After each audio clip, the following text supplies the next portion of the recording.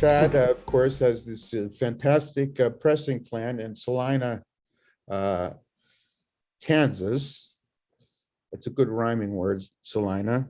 And he can do everything. He can start from scratch and make a reissue record, and with everything completely included.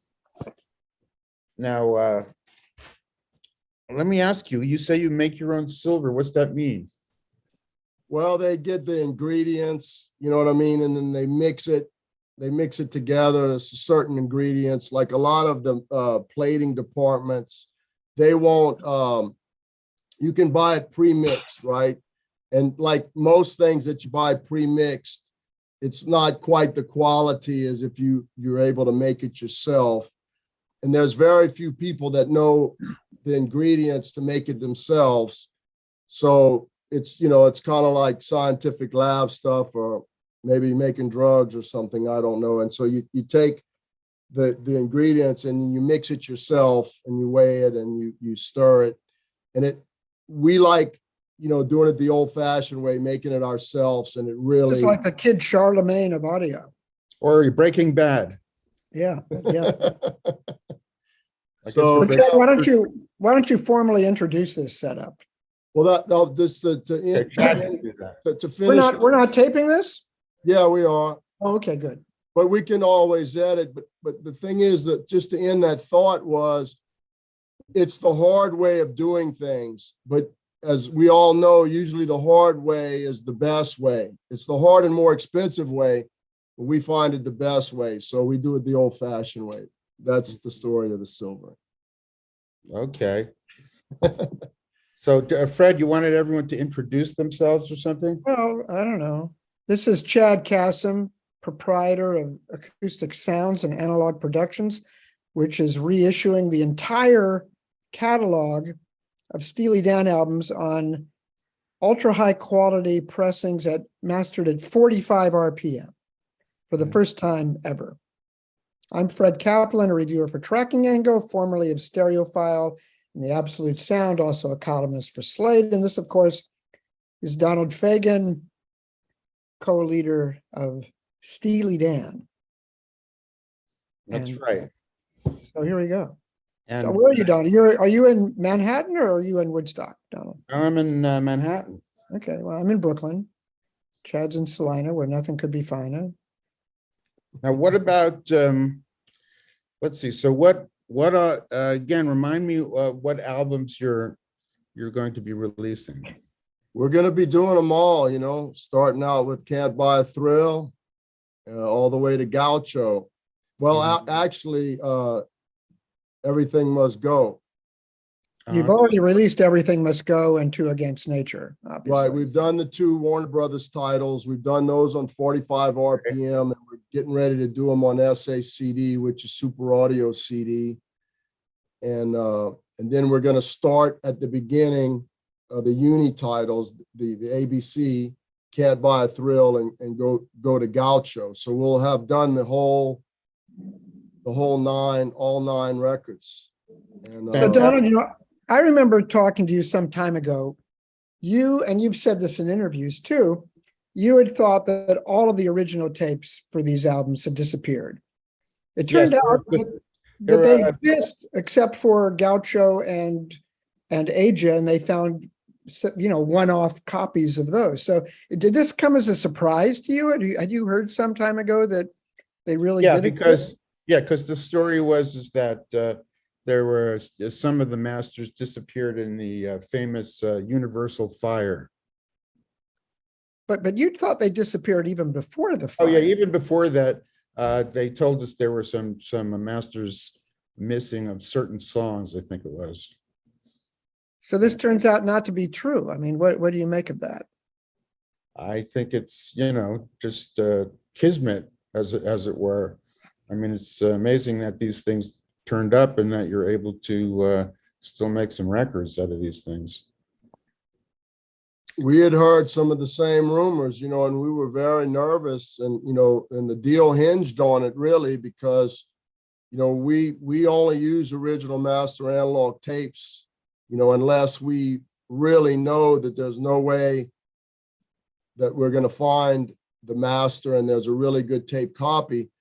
And that's kind of the way we work. And I'm like, and I'd heard all those rumors, but and the deal hinged on it really, but they found them, man. And we were like, wow, what a bunch of rumors out there to not be true, but we were so happy. I mean, it's very fortunate. And this is pure analog, unlike talk of some companies reissues, right? Well, yeah, I mean, yeah, it's true. I think some companies, especially if you're dealing with one of the companies you've been dealing with, you can never really trust what those rumors, because I don't think they even know what they've got. So, Donald, do you have a favorite album? My favorite usually is just the last one, because I feel like there's been some sort of evolution, but so that would be Everything Must Go is my, I guess, one. If I had to listen to one, it would be that one. Do you have any thoughts? I mean, for example, on your album, which is not part of this series, but Northeast Corridor. Yes. Is the album of live concerts from 2017, 2019. Yeah. I mean, you do some songs very differently. For example, Ricky Don't Lose That Number. Mm-hmm. It's almost a kind of a mournful song. It's very melancholic.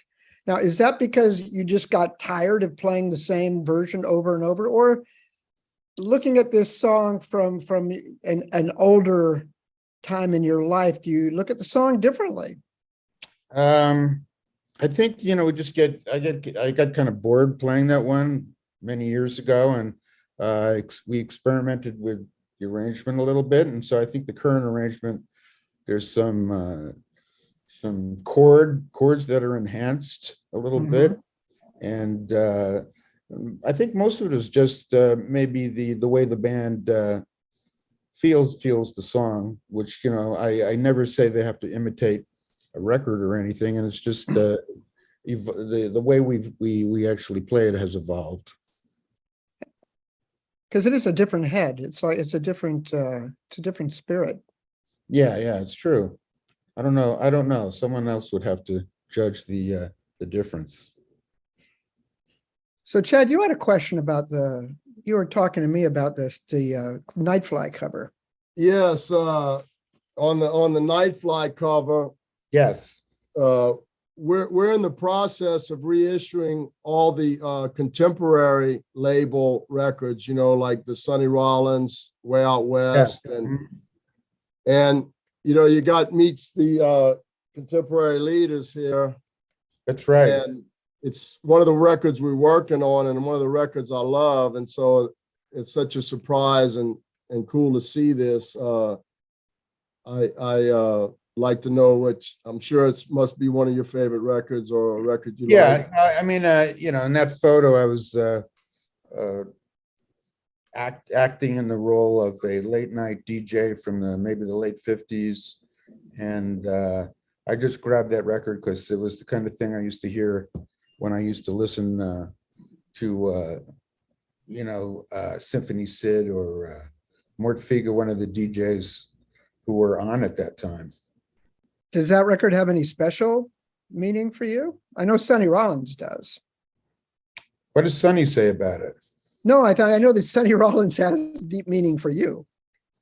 Oh yeah, generally speaking, yeah. No, I like a lot of his records. I think I may have chosen that because it was actually at the time maybe a little bit more obscure than some of his other big hits. Yeah. Well, we love the contemporary label. I'm friends with the owner's son. His name is John Koenig. And his father was Lester Koenig. And oh yes, Lester Koenig, right? Yeah, and I know Fred knows that stuff inside and out. But we're working on all that stuff, and we're having Bernie Grundman master it. And Bernie, one of his first jobs when he reached Los Angeles was he worked for Lester. That was like his first job. Oh, okay. So to let Bernie work on the stuff that he's worked on before, we like history. We like, we like trying to keep things. I'm going to go close these windows because there's a lot of noise. Hold on. Go ahead. And so yeah, no, we love that you chose that record because I'm kind of close to John Koenig. He's helped me produce a blues album, Jimmy Rogers with Muddy Waters guitar player, and so I love that album. I love that you chose that album, and yeah, it's a great record. It's a great record. The Way Out West is the one that really sells the most. But Really? yeah, And that one. it doesn't even have a piano on it. Yeah, it's a trio. Yeah, it's a Well, trio. pianos So are really, they're paying you more for less, really. Well, here's another question. Now, there's a Riverside on there, Mhm. and I'd like to guess what that Riverside title is. Do you remember which record you had? I'm sorry, I don't. It might have been a Thelonious Monk record. I don't remember. Okay. Well, because we have another close with the Bill Evans. We're doing the whole Riverside box set of Bill Evans, and I've Okay. got to imagine that you're a fan of Bill Evans. Yeah, absolutely. And those, I think, most of his best work was on Riverside, I think. Agreed. Some of those other early albums. Well, So I sell more Bill Evans than I do Miles Davis. Yeah, well, that's not surprising. Or maybe there's a racist problem here going on. Who knows? I never thought. I was always surprised about that because his name isn't that famous. Like if you mention Miles Davis names to a stranger on the street, they know who it is, and they're not going to know who Bill Evans is. But Bill Evans stuff is so accessible, and the Riverside, every album he did is great, but the Riverside to me is Well, Bill and Miles are very closely linked, so I guess that's something for racial tolerance right there. So Donald, what your influences? I mean, obviously jazz is a big influence, but I think I read someplace that you and Walter Becker were both very influenced early on by Laura Nyro, especially her harmony. To an extent, yeah. I remember Walter at college had these. He had this very large dorm room by accident, and he brought in some huge Altec monitor speakers to which to annoy his dorm neighbors. And I remember he said, "Hey, listen to this," and he took out this Laura Nyro record. I think it might have been what was it called? Eli's Coming or something like that. Well, that was the album that was on. Yeah, I forget the name. And he played this record, and we were just like astonished at that it was really something you never heard in. It was very rare that you hear rock or soul music that was harmonically as developed as she was. So did her harmonies influence you, or did the fact that she was able to develop harmonies influence your stance of developing? Well, it was the way she integrated them into rhythm tunes. Like it's basically Bartok, Stravinsky type harmony, or Hindemith type level harmony, a lot of triads with the wrong bass notes and things like that. But the way she kind of integrated them into the rhythm section was great. I think also there were some Motown records that used some of those techniques. Mm-hmm.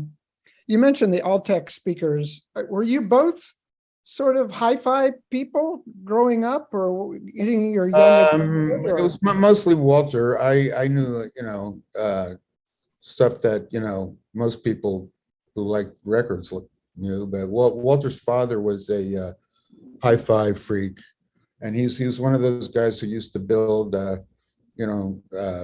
amps from kits. He would send away for a kit, and he'd build the amps and preamps, and he had a great turntable and all that. So I think Walter absorbed a lot of the stuff at home. Okay. because, your albums, I mean, they're well known for sounding really great. And you had some liner notes where you talk about the, fancy German microphones that you were using. And I think, Yeah, we know, and also, our engineer Roger Nichols was kind of a recording genius, really, and he knew about all the latest stuff. He was always on top of whatever was happening technically. was there one album where you had magnaplanar speakers as the monitor speakers? I think I read Yeah, that. we tried that on Katie Lied. We decided we were going to make the ultimate, most beautiful sounding hi-fi record. So and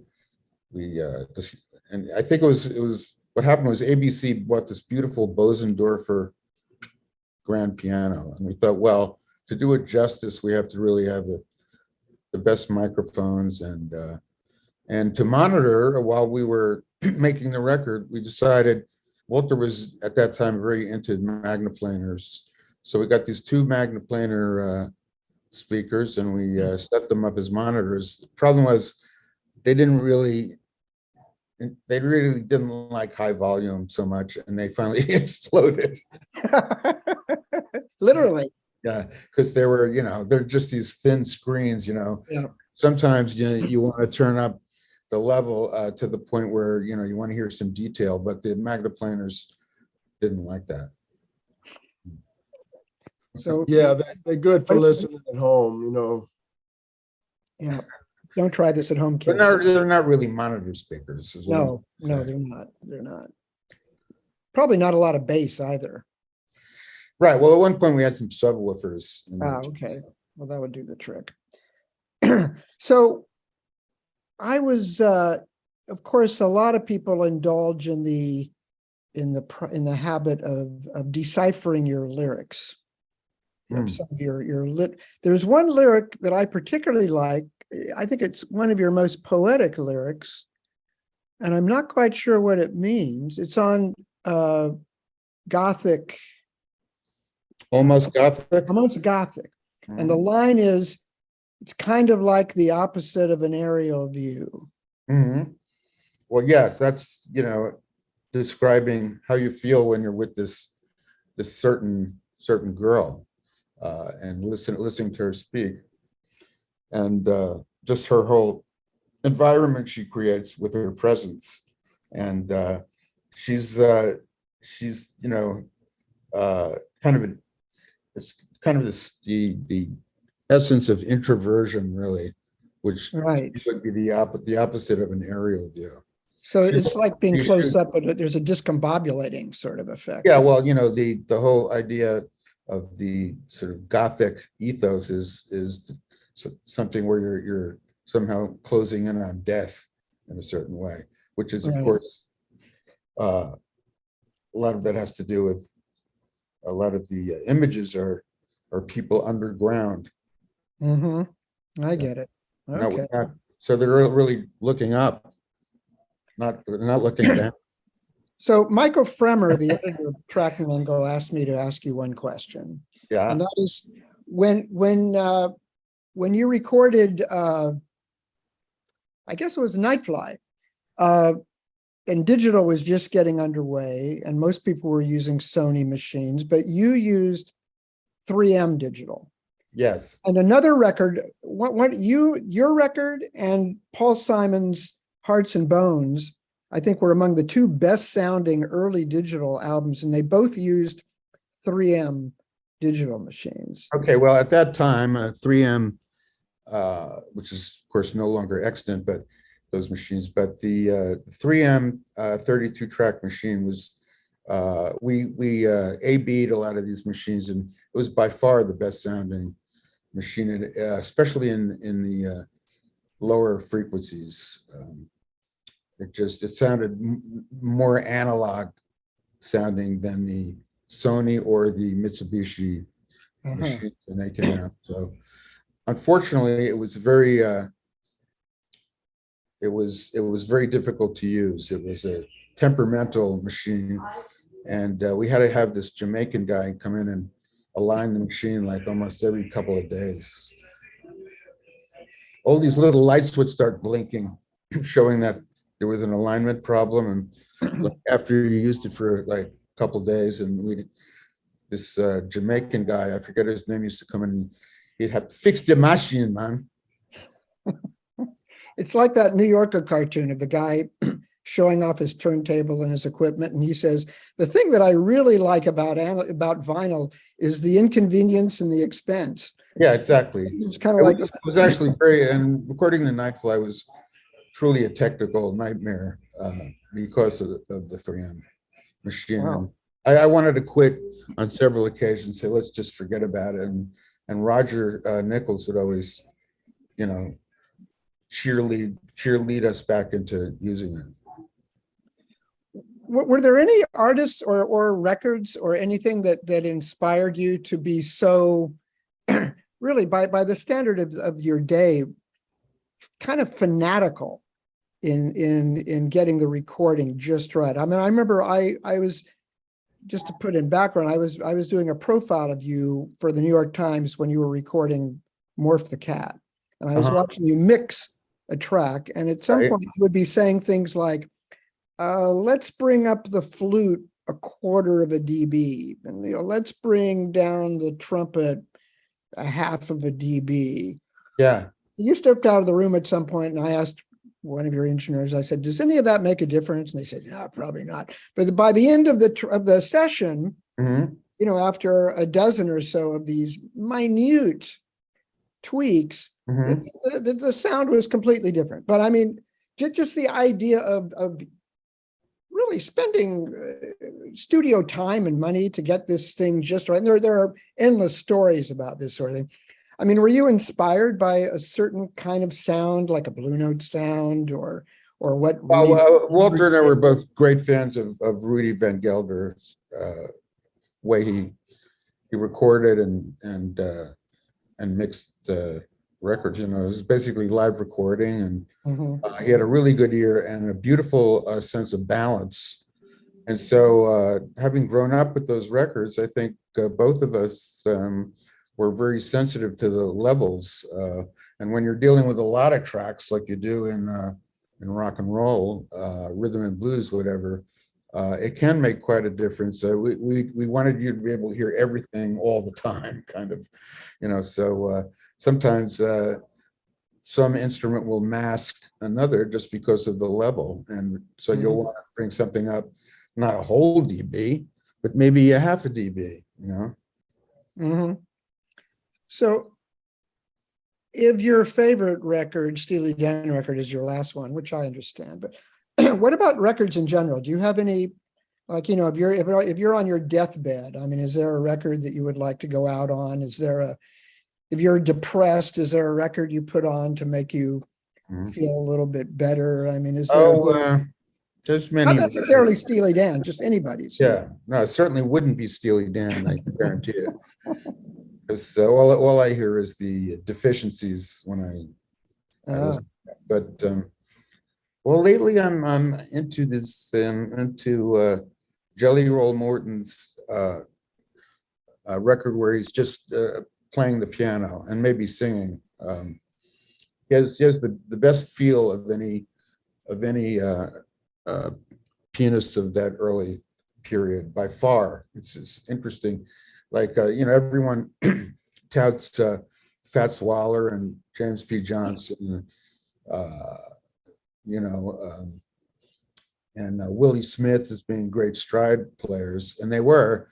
But if you listen to a Jelly Roll Morton play the piano after that, you realize how beautifully relaxed and what a wonderful feeling he gets when he plays. And this is something I discovered kind of recently, and it's just fantastic to listen to. Which record is this? Yeah. Well, there's a few. The one I liked the best was I think it's called Last Recordings or something like that, because the sound was better, you know. Were these newly discovered things or newly unearthed? No, they've been around. I mean, this, you know, for a long time, it was his Library of Congress recordings have been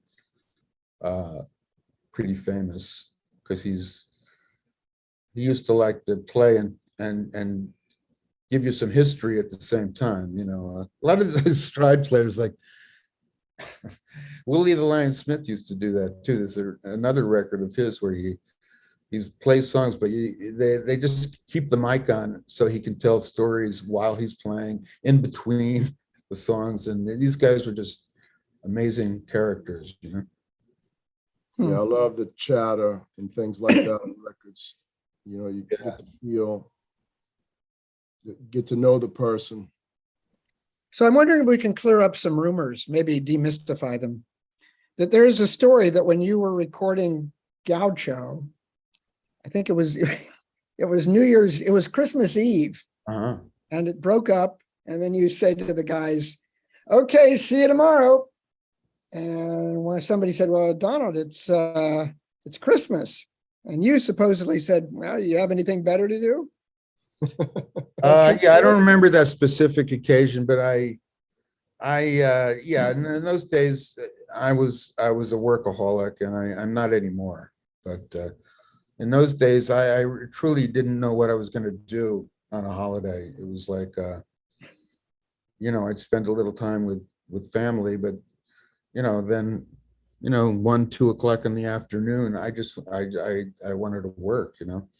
So it's not like I didn't exactly force them to come in, but and the truth is, most of them would rather be in the studio on Christmas anyway. There's a story about, I don't know if it's true or not, Count Basie's band, they're going to a concert, the bus breaks down a mile outside of town. They're walking, they're trudging through the snow, carrying their instruments. They pass a house where there are all the lights, the curtains are open. You see a big holiday party going on with a tree. They look at that and they say, "How do people live like that?" Yeah. Well, yeah. I mean, touring musician is a very strange occupation. You're definitely kind of on the outside looking in to the mainstream culture. Now you're still doing tours. You stopped doing tours, 20 years ago or whatever, for quite a while. Then you started doing it again, and you've been doing it every summer for quite a while now. Do you still get enjoyment out of it? Is it exhausting? Is it? Both. It's really fun to play, and yet I'm gonna be 75 in January, and it is kind of exhausting, the travel and the just being away from home and all that. But it's so far it's just worth it to me to be able to play.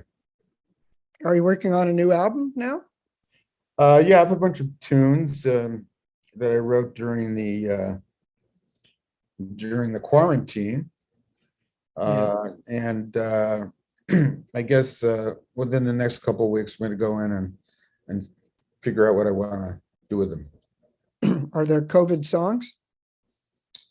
No, there's not any actual COVID songs, I don't think, because my life, before COVID was not that dissimilar to my life during COVID. Writers, as you know, Fred, spend a lot of time, writing alone, and so we're kind of used to the isolation. Yeah. There was a couple of things that your questions, Fred, that made me think of things like when Donald, you started talking about Jelly Roll Morton. And I know everybody knows that, you really like jazz, but like, I guess the beginning of rock and roll, you were, I don't know, were you 15 or 16 or that? Like, well, actually, I was a little kid when I first started hearing, 50s style rock records. I mean, I remember seeing Chuck Berry on TV when I must have been 8 or 9 years old. Oh, okay. I was thinking that maybe you were. So yeah, well, you were talking about New Orleans pianists, and I always kind of thought that the beginning of rock and roll was maybe Chuck Berry and Bo Diddley. And I was talking to Billy Boy Arnold, who was played with Bo Diddley, and he's like, no, man, it was Fats Domino, you know. And I'm like, dude, you were with Bo Diddley, and I mean, he goes, no, it was. So I mean, it's the New Orleans, and I'm from Louisiana, so the piano, you know, got a good history. And I also read some stuff about, like, you were at a Dr. John concert. Maybe that's where you met your wife. Yeah, that's like that. Anyway, I'm just well, you know, wondering, there was in the 40s, you know, swing music in certain parts of the country started to morph into jump blues and you know, early forms of rock and roll. So it was really I'm sure you could find examples in the 30s and 40s of stuff that sounds like rock and roll. You know, a generational thing, you know, it's, you know very well, I mean, there are certain people a bit younger who, you know, thought Steely Dan was too slick, too soulless, you know, that sort of thing. And then, but I recently had the occasion, I don't need to go into the whole story, but there were a handful of kind of 20-year-old art and design students over here, and they were listening to my stereo. Right. Then one of them said, hey, do you have any Steely Dan records? I said, oh, yeah, I've got all the Steely Dan records. Oh, wow, let's listen to some Steely Dan. And I found out later that actually among people roughly that age, Steely Dan, I mean, you know, I would go to concerts where I'd be among the youngest person at a Steely Dan concert. But now really young people are finding out about Steely Dan and they really dig it.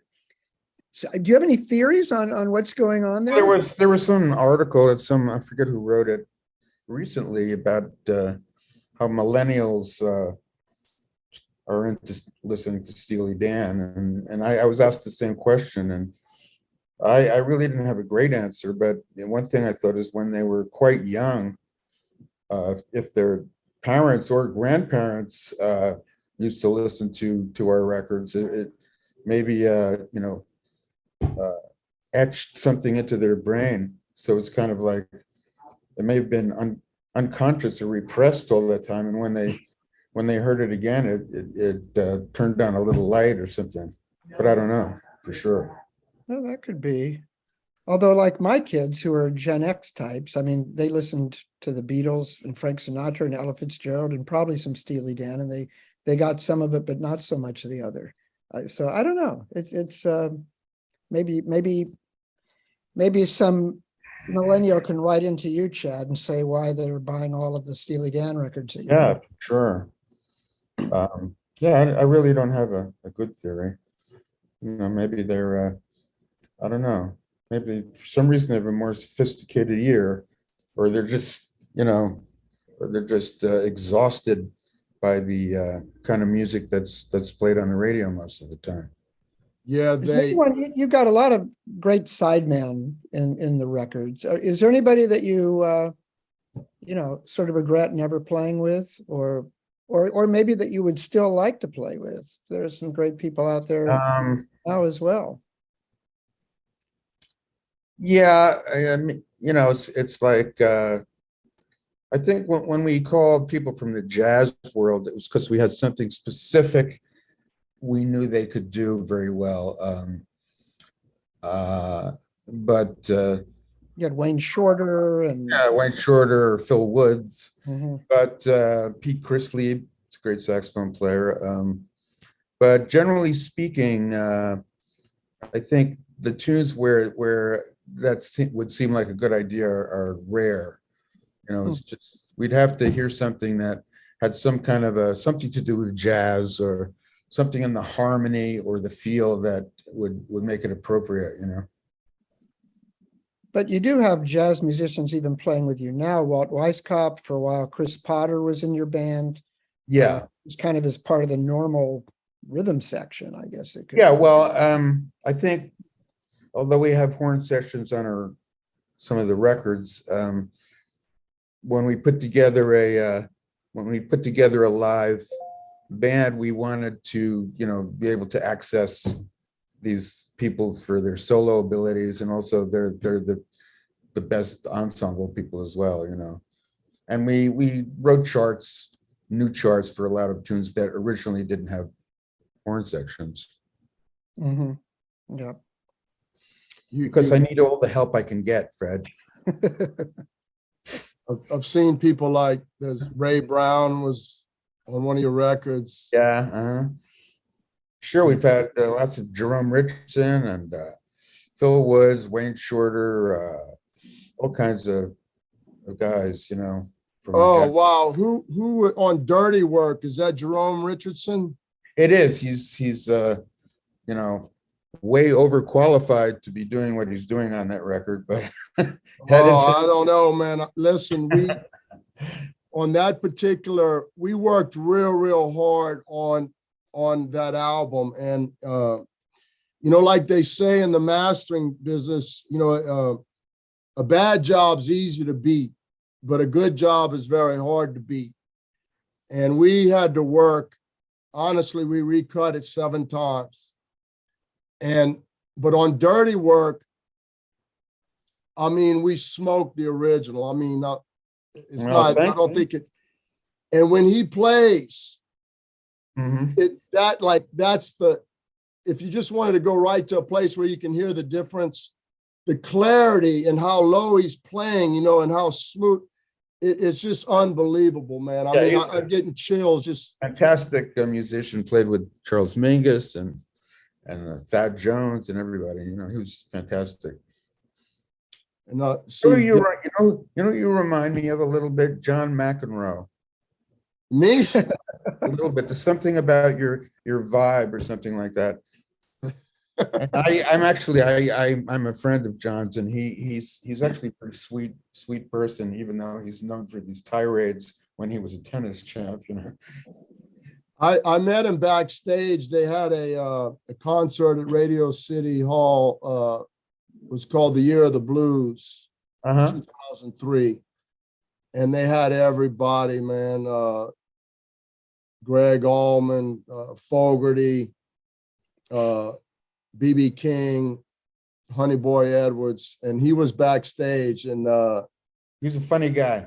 Yeah, he was kind of funny. Yeah, there was a lot of people that were back. There were a lot of celebrities or well-known people back there, and actually Bill Crosby was there, and Lazy Lester, the Neville Brothers. It was. Oh yeah, Lazy Lester.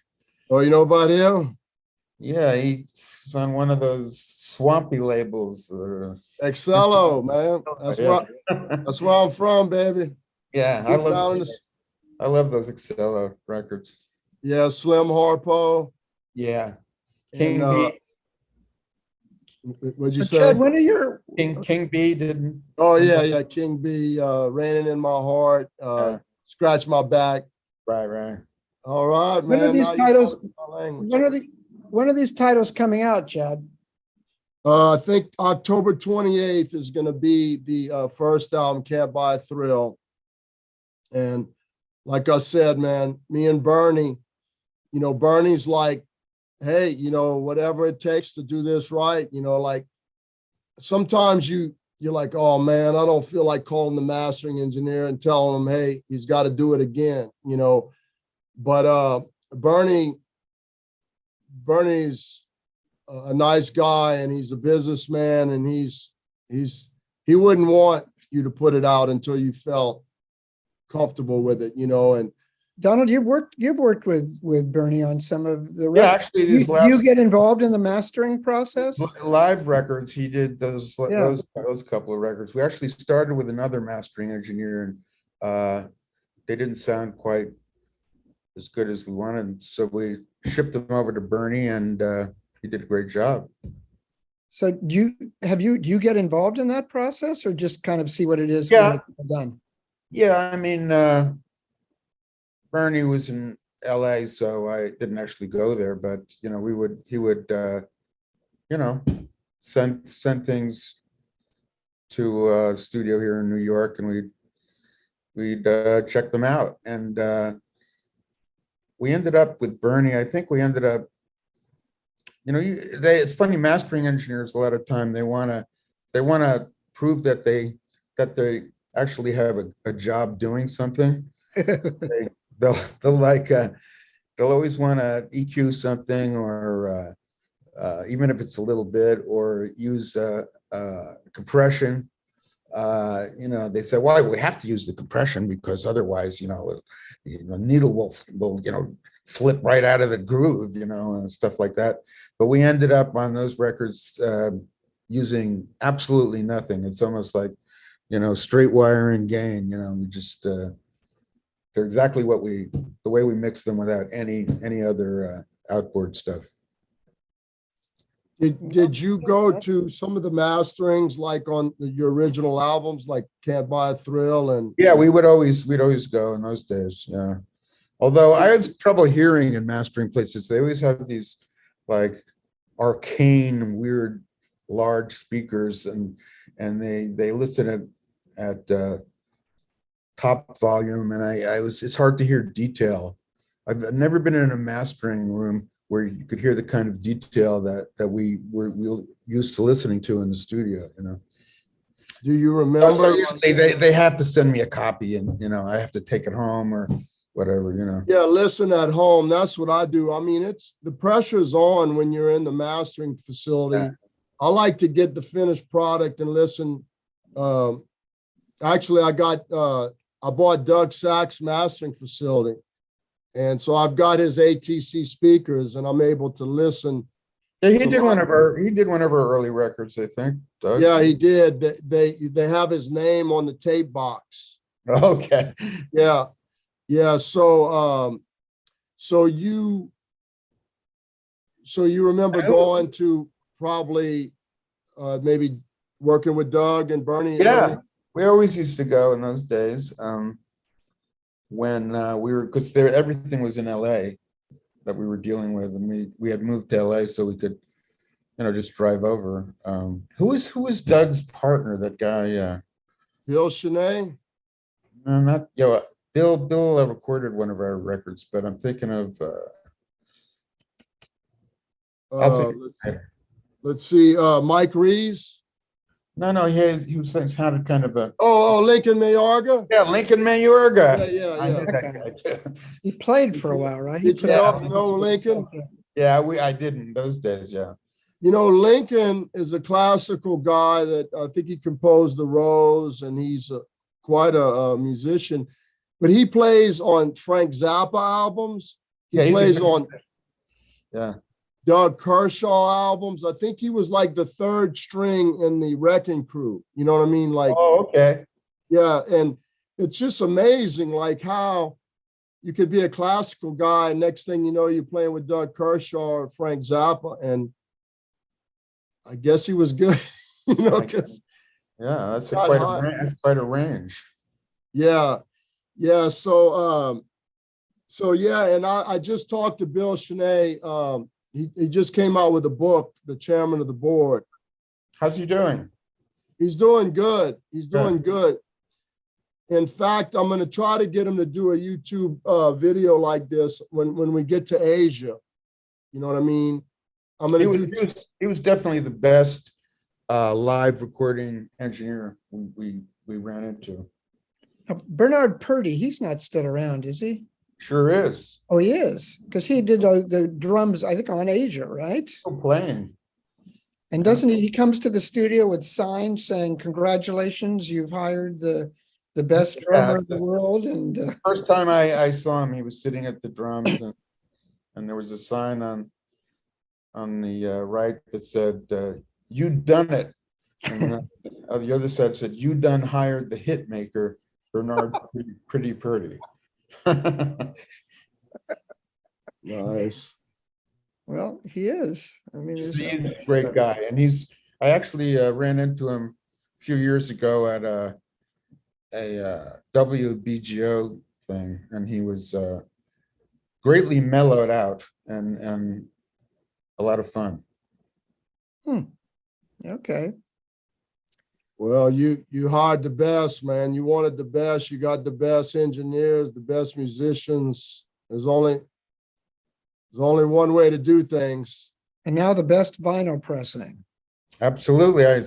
Salina is the, what do you call it? The center of the vinyl universe or something like that. Hey, that's what we thinking. That's what we thinking. You're grew both up- frozen on my I screen. grew up in So I Hutchinson, think it's a Kansas. good time to say I grew up in sayonara.